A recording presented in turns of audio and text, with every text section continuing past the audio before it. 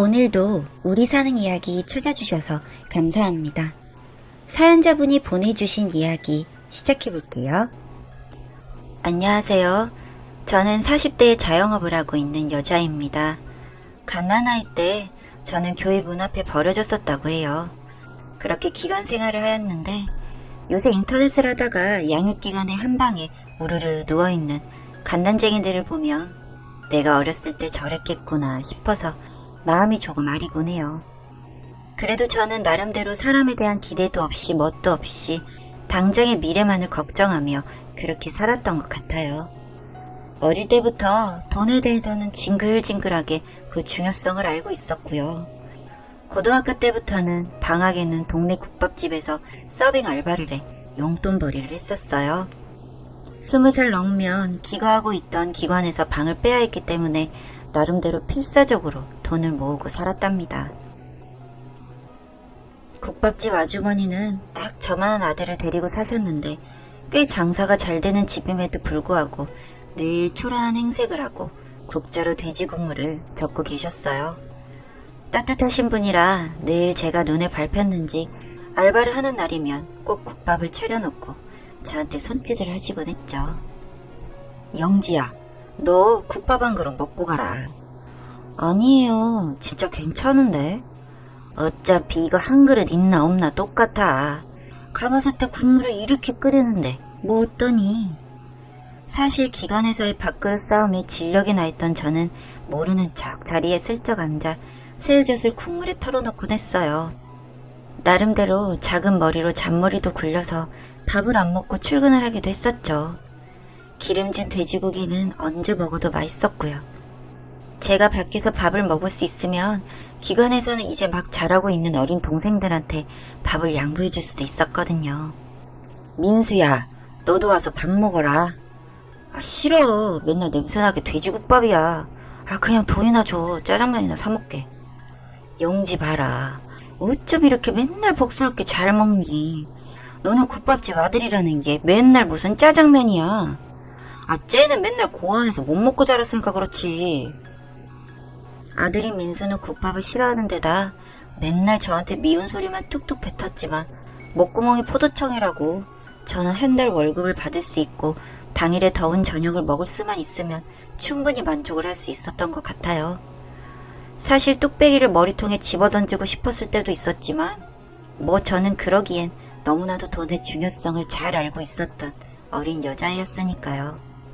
그렇게 돼지국밥집에서 아르바이트를 하면서 모은 돈이 딱 1,000만 원 정도가 되었던 시기에 저는 고등학교를 졸업하고 사회에 나오게 되었어요. 그리고 자연히 성인이 되면서 저 나름의 자립을 해야 했죠. 그래서 저는 숙식이 해결되는 공장에 취직해서 본격적으로 돈을 벌기 시작했던 것 같아요. 그리고 연애도 하고 결혼도 했어요.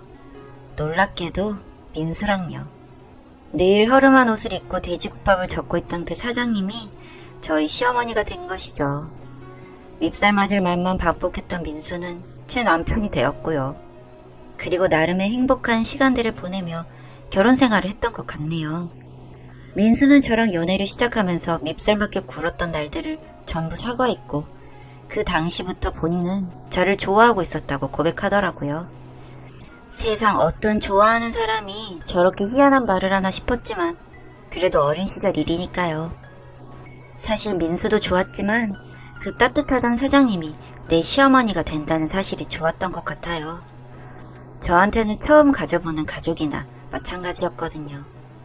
그리고 식구가 되면서 그때부터 국밥집 사장님에게 남편이 있다는 사실도 알게 된 것 같아요. 조심스레 이야기하신 일인데 저희 시어머니는 사회적 시선이 그렇게 좋지만은 않은 둘째 부인이더라고요. 가끔 시아버지라고 내려오시는 분은 상당히 호인으로는 보였지만 제 눈에는 썩 좋아 보이지 않았어요. 그리고 종종 어머니께 손찌검도 하셨죠. 고등학교 다닐 때 알바를 하면서 사장님 얼굴에 멍이 들어있었던 걸 봤었는데 그게 다 시아버지 솜씨더라고요. 그런데 이런 일은 뭐 얼마 지나지 않아서 해결이 되었던 것 같네요. 저희 결혼식 혼주석에 앉아 계셨던 시아버지가 결혼하고 1년이 지나서 급성 심근경색으로 돌아가셨거든요. 하필이면 집에 내려와 계실 때 그렇게 되셔서 장례식에서 소동 아닌 소동이 있었네요. 돌아가신 분을 병원으로 모시고 그 처리로 정신이 없을 때 연락받은 본처와 그 소생들이 줄줄 내려와 병원에서 난리를 피웠거든요. 내 남편을 뺏어가더니 네가 내 남편을 잡아먹어? 본처인이 내려와서 번듯하게 상복을 차려입은 아주머니는 슬프지도 않은지 고래고래 소리를 질렀고요. 그 앞에서 우리 시어머니는 한없이 고개만 조아리고 있었던 기억이 나요. 남편인 민수도 첩의 아들인 게 그렇게 서러웠는지 아버지가 돌아가셔 흘리는 눈물인지 아닌지 모를 눈물이 얼굴에 흐르고 있었고요. 그 와중에도 첩의 며느리인 저는 부려먹어야 했는지 상복도 제대로 못 차리고 육개장만 나르고 있던 저였는데요. 우습게도 그 광경을 보기가 참 힘들더라고요. 어쨌든 제 시어머니는 어머님이고 남편도 민수니까요. 그래서 육개장을 들고 가다가 실수로 넘어져서 그 큰어머니께 쏟아서 큰 꾸중을 들었던 기억이 좀 있네요. 죄송합니다. 아니 인연이 정신이 놓았나? 이게 무슨 짓이야? 저도 모르게 발을 헛디뎠어요. 뜨거운 육개장을 뒤집어 쓴 큰어머니는 자연히 입을 다물고 옷을 갈아입으러 가셨고 그때 일이 실수가 아니라는 건 저만 알고 있죠. 그렇게 상을 치른 후에 우리 세 식구만 살았어요. 연세가 좀 있으셨던 어머님은 차츰 나이가 드셨고 오히려 시아버지가 돌아가시고 난 후에는 조금 편하게 마음을 먹고 일생을 보내셨던 것 같아요. 어느 날인가 가게에서 수육을 삶아가지고 자리를 펴놓고 어머님이랑 저랑 소주를 한 잔 기울였던 날이 있었는데요. 평생을 그냥 무던하게 살아오려고 노력했던 저인데 그날따라 따뜻한 돼지고기 한 조각이랑 소주 한 잔이 그렇게 행복하더라고요. 그래서 20살 전에 살아왔던 그 외로운 날들이 너무 사무쳐 눈물을 쏟고 신세를 한탄했던 것 같아요. 남들은 다 이렇게 살지 않는데 어쩜 나만 이렇게 살았냐고.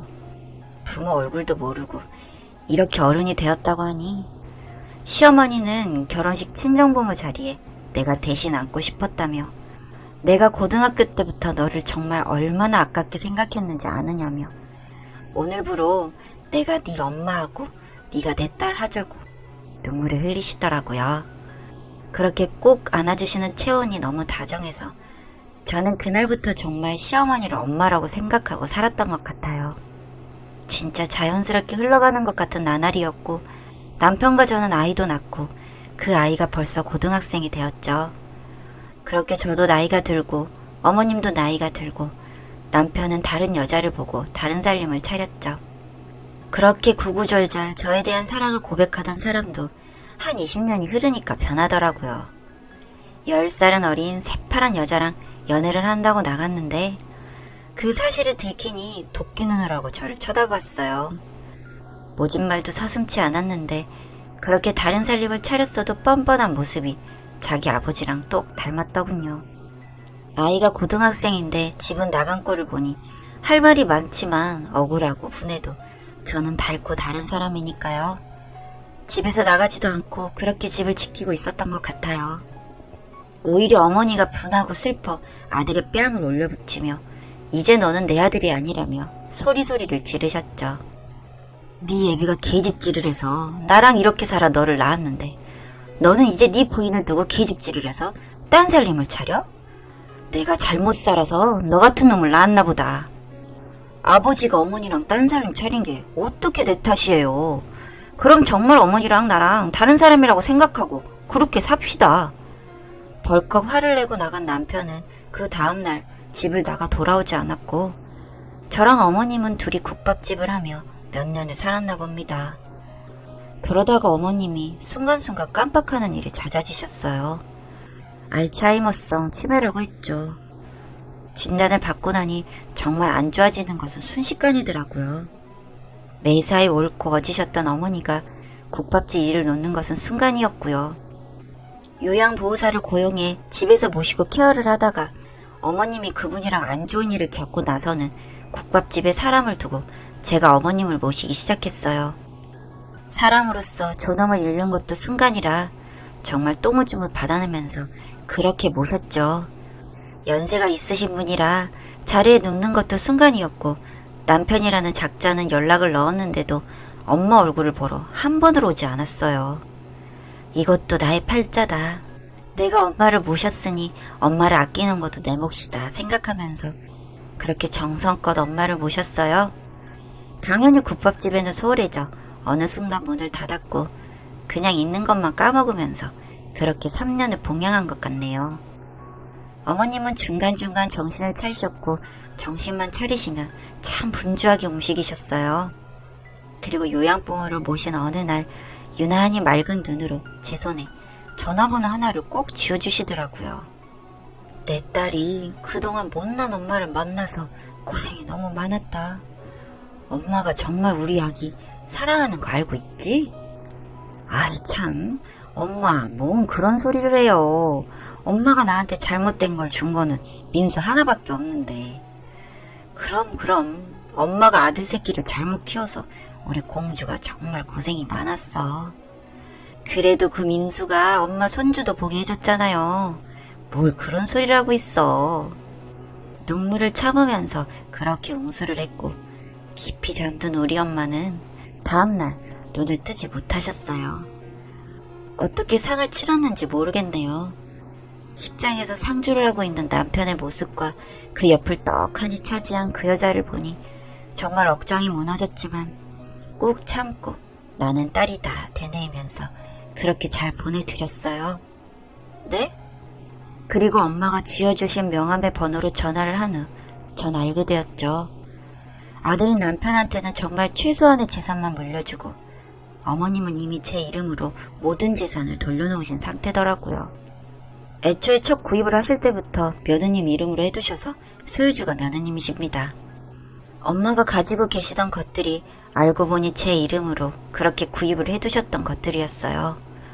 남편이 괘씸했는지 정말 최소한만 가져가게 되더라고요. 변호사를 알아보고 법적인 절차를 다 밟아놓으신 상태라 법으로 가도 제가 유리한 상황이었어요. 너는 내 딸이라고 하셨던 그 이야기가 정말 다 참말이었던 것이죠. 그렇게 남편은 펄펄 뛰며 난리지만 저는 손에 큰 재산을 쥐게 되었고 이제 천천히 남편과의 갈라섬도 준비를 해보려고 하고 있어요. 이제 곧 저희 엄마 첫 제삿날이네요. 저한테 무한 사랑을 주셨던 저희 엄마가 아직도 보고 싶은 생각뿐입니다. 고아로 태어나 이런 엄마를 가질 수 있었던 저는 세상에서 가장 복이 넘치는 사람이 아닐까 생각해 봅니다.